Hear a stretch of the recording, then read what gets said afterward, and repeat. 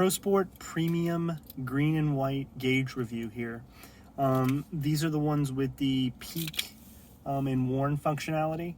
The sound can be a little bit loud, but it can come in really handy. The ones that I'll be displaying here are the boost gauge and the oil temperature gauge. The one in the middle is obviously an AEM wideband, which is not in for this review. Let's first start them up.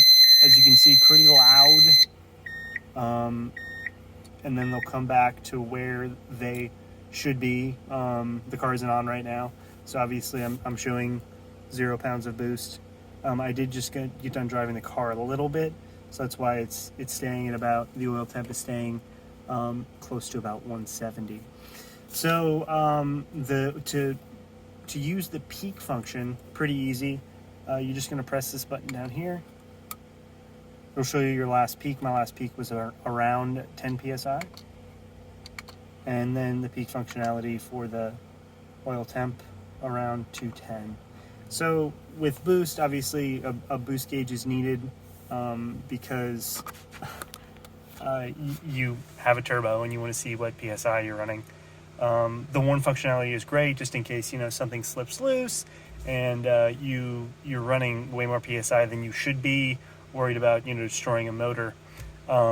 Same thing with oil temperature. Oil temperature and oil pressure will both kind of help you in the regard that you can see how the oil is doing. With oil pressure, you're able to, obviously, if you get below a certain threshold, most people have a dummy light on their car for, 3 to 2 to 5 PSI, which at that point you're pretty much screwed anyway. You're not running enough oil to your engine, and you've probably broken things. So that dummy light in the car is pretty much worthless. An oil temperature gauge or an oil pressure gauge will show you, obviously a lot more granularity in terms of what your oil pressure is or your oil temperature is. With oil pressure, you typically, when you're around, depending on the car, 15 psi or lower, maybe around 10, is when you start to get worried, depending on how old the vehicle is and, just in general details about the car.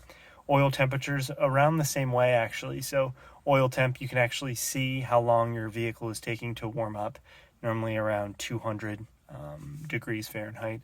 For most vehicles, you're going to be able to, get on the car a little bit more. You'd probably be a little bit weary before then, just because the oil isn't up to temperature.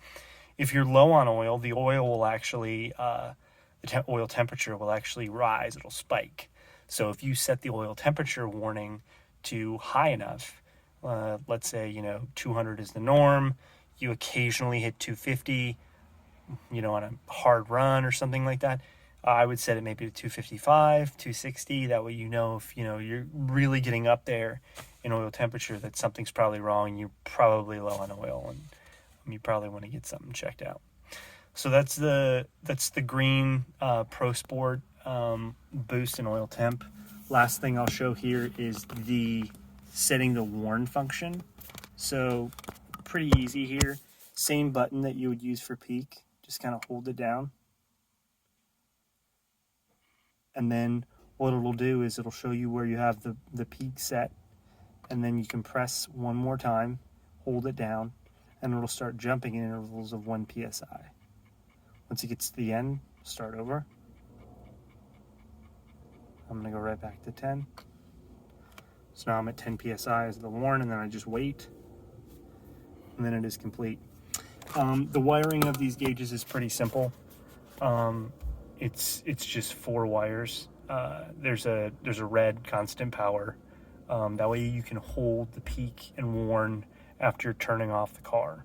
Otherwise, if you don't connect that to something that has constant 12 volts, when you turn off the car, you're going to have to reset the worn, and the peak boost won't be there every time. Then there's orange and white wires. Those orange and white wires are for the illumination. So white is for ACC power, which means once the car turns on, or once you put the key in the ignition and turn it to that, that second slot, that'll actually turn the gauges on.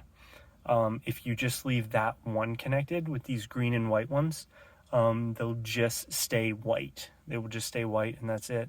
The amber gauge as well is for either A, connecting to the same wire you connected to the white one. If you connect white and amber to the same ACC or 12 volt that only comes when you turn on the vehicle.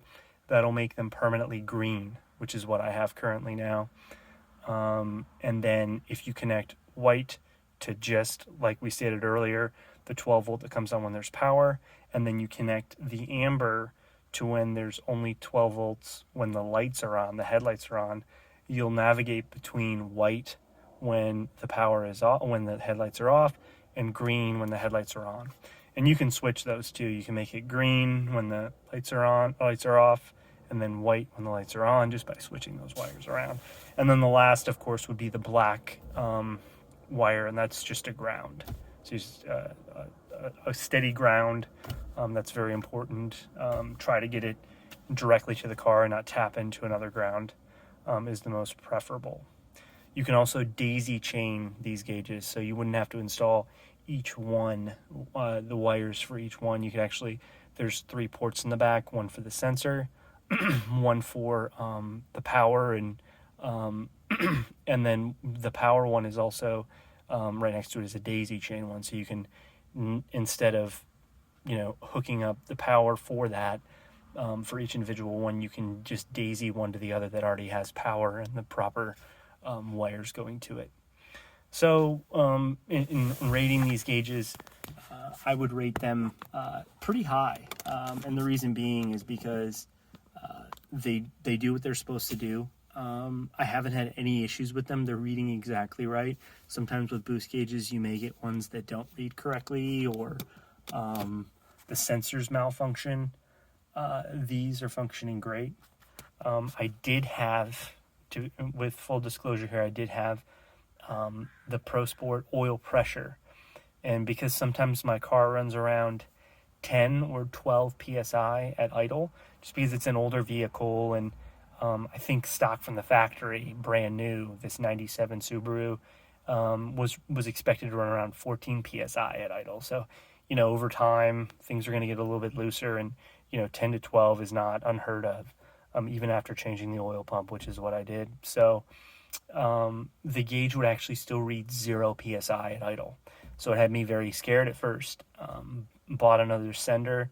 Sender still, with that new sender, it's still read low. So I ended up installing a mechanical oil pressure gauge, saw that everything was fine, and then realized it was the gauge that was malfunctioning. So a lot of work just to find out the gauge and the sender were malfunctioning. So I ended up getting an oil temperature gauge, which is a little bit more, just a little bit easier for, the sender not to screw something up. It's just reading temperature, not pressure. Those those sensors are a little bit more, not as fickle. So, all in all, I'd rank these gauges very highly, considering the price tag as well. Both of these gauges I got for $50, so a total of $100, and the install time, depending on your vehicle and where you put them, they come with the cups and the mounts. I would say it took me about an hour and a half to install. Granted, I just have cups sitting on my dash, and I kind of again, because this is an older vehicle, I kind of drilled a hole here so the gauge wires are coming up through there, the biggest one being the AEM one. But yeah, again, I'd recommend them. This is the install for the Prosport gauge senders. I already went into the wiring a little bit. This is just where I put the sensors and what you'll need kind of to hook those up. So first is this is the boost sensor, if you will. So you can see here, I kind of have it. It comes with a little hole to screw. I had a place right here and just put a screw in here. Actually added some mounting tape as well, just to kind of keep it from really vibrating back and forth. This wire coming to here is the sensor wire. This is the wire that will go through your firewall into your gauge. Actually, this wire goes directly to it. It's pretty easy. There's a connector on both sides. Can't really screw up that part of it. Second part is the vacuum line. So it comes actually with a filter as well to prevent anything unnecessary from going into the sensor and screwing it up. Pretty self-explanatory though. Vacuum or boost line, that's how it's getting the reading to the gauge. You'll just tee off an existing line. You can buy these tees anywhere, an auto parts store. I think you can actually get them at Home Depot. But all you would do is just, cut a wire or cut a hose and then just install the T there. Okay, that one's pretty easy. The second part would be a sandwich adapter, and you can look these up online. Try to get underneath to really get a good view of it, but it's behind my header and kind of underneath. I'd kind of have to remove a whole bunch just to show it, but you need to buy a sandwich adapter, and the reason being is because that goes, first of all, that goes in between your oil filter and your actual block, and then there's like ports on that where you can install the sender or the sensor for the oil pressure. So again, that sandwich adapter, you can buy that for probably about $10. And then you need to wait till you change your oil, or you can do it right away. Take off your filter, install the sandwich adapter, and then install your filter over that. Some people experience leaks with the sandwich adapter. I have yet to ever experience a leak with one, but I mean, they're pretty easy to install. Obviously, the sensor would just go into one of those ports, and it comes with block offs for the rest of them. The sensor just goes into that, and you just run that sensor in through the firewall. Very easy. I can show the wiring, but I don't have. So the wiring actually goes down. It comes around here and then goes through the firewall right here. So yeah, that's it. Pretty easy install. Again, inside and outside the car, even if you kind of don't know what you're doing. I'd say, depending on where you're putting the gauges, 2 or 3 hours if you really have never, if you're not mechanically inclined, but an hour and a half if you are.